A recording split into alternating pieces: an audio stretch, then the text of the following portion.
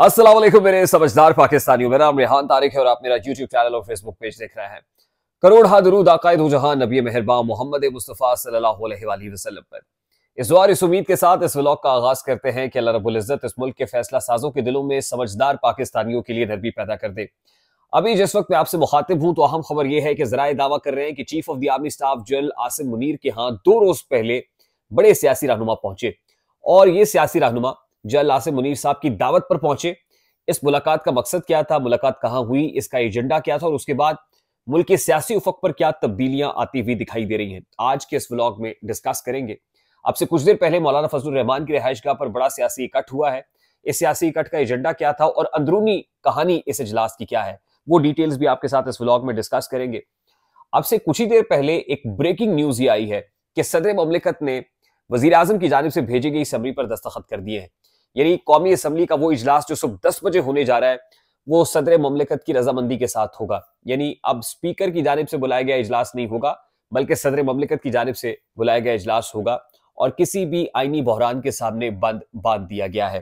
क्या तब्दीली आई है, किस चीज ने मजबूर किया प्रेसिडेंट आरिफ अलवी को कि वो पाकिस्तान तहरीक इंसाफ की मुखालिफ समत में चले। खान का गुस्सा भी नहीं देखा और खान साहब तो इस वक्त शदीद जारहाना सियासत के मूड में है और इस्टेब्लिशमेंट और इमरान खान की लड़ाई में तकरीबन आखिरी मरहले में दाखिल होती हुई दिखाई दे रही है। 24 घंटे इंतहाई अहम है और एक खत भी वजह तनाजा या आप यूं कह लीजिए कि उसने जल्दी पे तेल का काम किया है।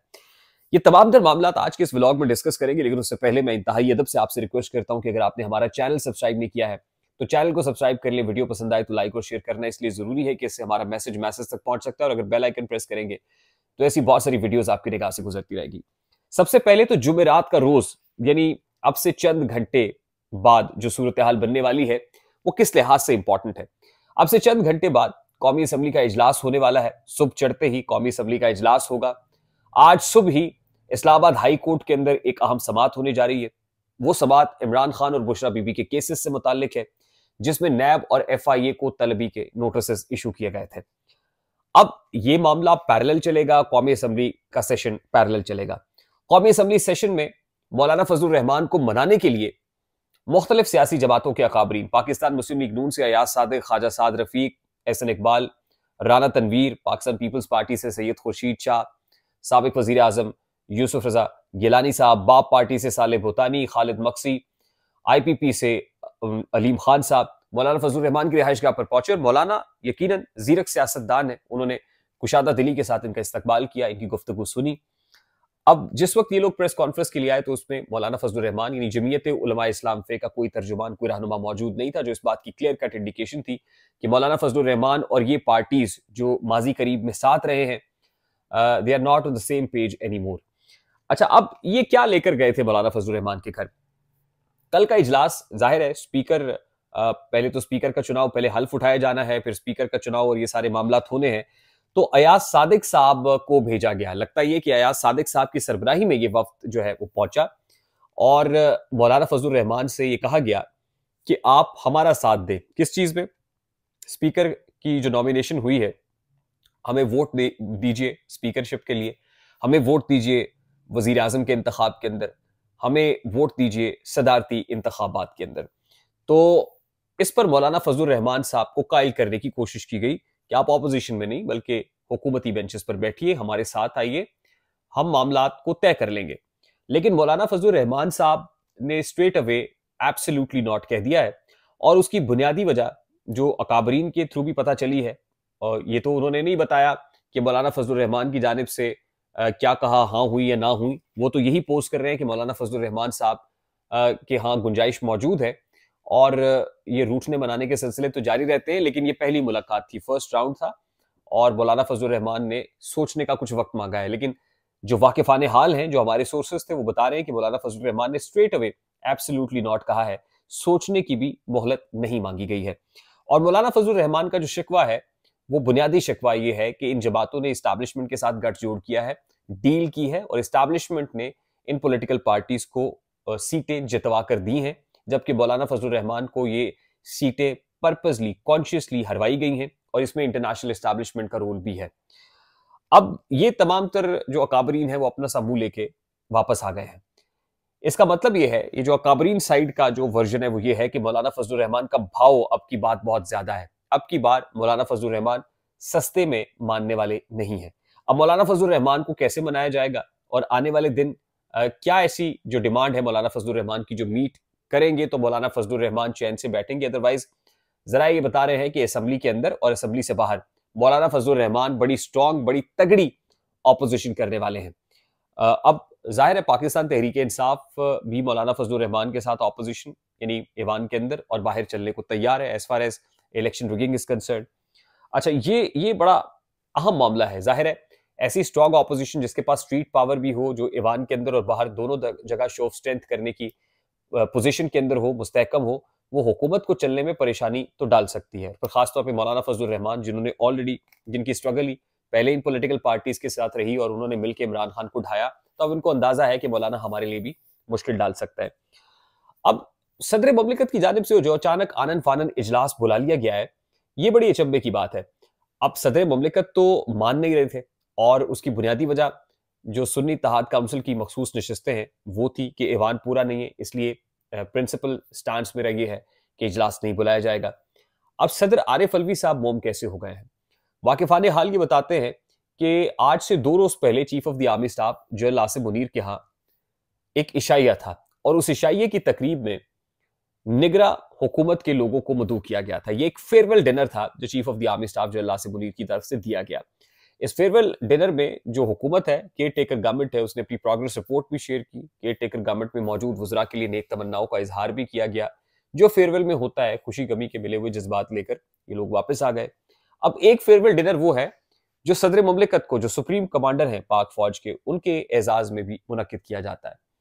अब सदर ममलिकत के सामने, मैंने आपको पहले भी बताया था आज से ठीक 3-4 रोज पहले, कि एक नक्शा रख दिया गया है जिसमें उनके एसेट्स, उनके बच्चों के एसेट्स, उनकी अहलिया के यानी उनकी फैमिली के एसेट्स और कुछ केसेस हैं जो बताए जा रहे हैं कि प्रेसिडेंट आरिफ अलवी जैसी अपने ऑफिस से अलहदा होंगे। और फिर ये पॉलिटिकल पार्टीज ने भी कहना शुरू कर दिया उसके बाद, वो बिलावल भुट्टो साहब हो, पाकिस्तान मुस्लिम लीग नून हो, आता तारड़ की प्रेस कॉन्फ्रेंस हो, बड़ी शद्दोमत से कहा जाता रहा कि प्रेसिडेंट आरिफ अलवी इसके बाद उनका निशाना होंगे या विक्टिमाइज किया जाएगा।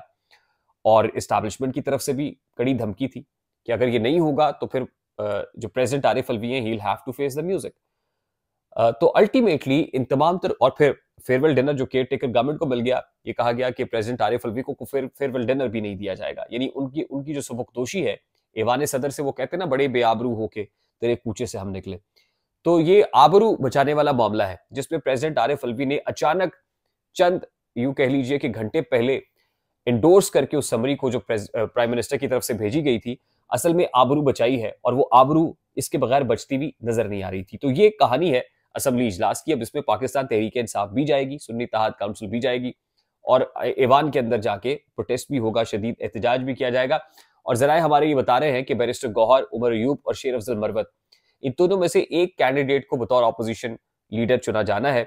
गुमान गालिब है कि पाकिस्तान तहरीक इंसाफ या सुन्नी इत्तेहाद काउंसिल में से ऑपोजिशन लीडर कोई ना हो और मौलाना फजलुर रहमान को ऑपोजिशन लीडर जो है वो नॉमिनेट कर दिया जाए। पाकिस्तान तहरीक इंसाफ और JUIF अगर मिलकर हाथ पकड़ ले, थाम ले, चले तो हो सकता है। और हुकूमत की तरफ से भी जो हुकूमती बेंचेस पर बैठे हुए लोगों को भी जो एब्सोल्युटली नॉट कहा है, तो हो सकता है कि पाकिस्तान तहरीक इंसाफ के साथ मौलाना फजलुर रहमान के मामलात मैच्योर हो जाए और उनको ऑपोजिशन लीडर नॉमिनेट कर दिया जाए। अदरवाइज शेर अफजल मरवत के बड़े चांसेस कल दिखाई दे रहे हैं। Let's see what happens tomorrow, क्योंकि कल का दिन इंतहाई अहम होने जा रहा है।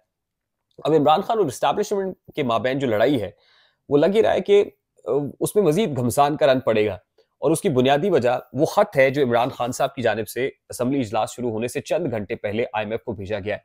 और इस खत की कहानी हमने आपको बताई थी कि इमरान खान साहब खासे नाराज थे अपने जोमा से कि उनके कहने पर यह खत क्यों नहीं भेजा गया, और एक रेजिस्टेंस थी इमरान खान साहब की अपनी पार्टी के अंदर, और उनको ये समझाया जा रहा था कि खान साहब ये खत नहीं भेजना चाहिए, ये खत जो है भेजना बड़ा इंतहाई इकदाम होगा। इमरान खान साहब की लीगल टीम ने भी भिजवाया, इमरान खान साहब के जो पॉलिटिकल एलाइज हैं, यानी इमरान खान साहब के जो पॉलिटिकल एडवाइजर्स हैं, उन्होंने भी समझाया। और फिर ये सुनने में आया कि असद कैसर साहब ने जब जोर दिया और रुकवाया गया ये मामला कि खत नहीं भेजना है, तो असद कैसर साहब को पॉलिटिकल पार्टीज के साथ मिलने के लिए जो कमेटी बनाई गई थी, उस कमेटी से इमरान खान साहब ने फारिग कर दिया। ये बड़ी इंपॉर्टेंट बात है। और ये खत भेज दिया गया है।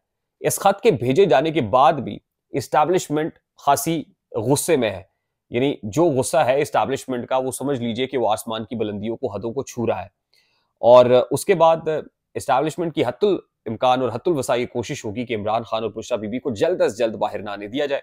और उसकी जो बुनियादी तौर पर मामला है वो इस्लामाबाद हाई कोर्ट के अंदर आप से चंद घंटे बाद जो एक केस लगने वाला है इमरान खान साहब की सजाओं की मअतली और जमानत के हवाले से, उसके अंदर जो है जस्टिस आमिर फारूक और जस्टिस मियां गुल हसन औरंगजेब समाअत करेंगे। नैब और एफआईए को बुलाया गया है। हमारे जराये ये कह रहे हैं, अब चंद घंटे बाद ये पता चल ही जाएगा, लेकिन जराये ये बता रहे हैं कि इन केसेस में नैब और एफआईए की प्रोसिक्यूशन टीमों की बीमार होने या किसी उज्र के पेश किए जाने के खासे इम्कानात हैं। और ये डिलेइंग टैक्टिक्स को प्रमोट करने के लिए होगा। कभी नैब की प्रोसिक्यूशन टीम नहीं आएगी, कभी एफआईए की टीम वक्त पर नहीं पहुंचेगी, तारीखें डलेंगी और तारीखें डाल के इसको मजीद प्रोलॉन्ग किया जाएगा। और इसका जो ट्रायल है या क्रॉस एग्जामिनेशन है उस तरह से नहीं होगा जैसे तोशाखाना साइफर केस का हुआ। और उसकी बुनियादी वजह यह है कि 190 मिलियन पाउंड केस जो चल रहा है, पैरेलल 190 मिलियन पाउंड केस का जो मामला है, अब उसमें जब तक सजा नहीं हो जाती, यानी जब तक बंद नहीं बांध दिया जाता, जब तक ये यकीन नहीं कर लिया जाता कि इमरान खान और बुशरा बीबी बाहर नहीं आएंगे, तो तब तक यहाँ इस्लामाबाद हाई कोर्ट के केसेस में प्रोसिक्यूशन टीम के थ्रू इसको डिले करने की, इसको पेंडिंग करने की कोशिश भरपूर अंदाज में की जाएगी। और आने वाले दिनों में इस्टेब्लिशमेंट का जो गम गुस्सा है वो अपना नजला भी इमरान खान और उनके एलाइज पर गिराते हुए महसूस भी होंगे, दिखाई भी देंगे। आई होप कि मेरी बात आप तक पहुंची होगी। अगर पहुंच जाए तो लाइक और शेयर करना इसलिए मत भूलिएगा कि इससे हमारा मैसेज तक पहुंचेगा। अगर बेल आइकन प्रेस करेंगे तो हमारी वीडियोस के नोटिफिकेशंस बर वक्त आप तक पहुंचते रहेंगे। चैनल पे अगर आप नए हैं तो चैनल को सब्सक्राइब जरूर कर दीजिएगा। मुझे रेहान तारिक को इजाजत दीजिए। अपना बहुत सारा ख्याल रखिएगा। अस्सलाम वालेकुम।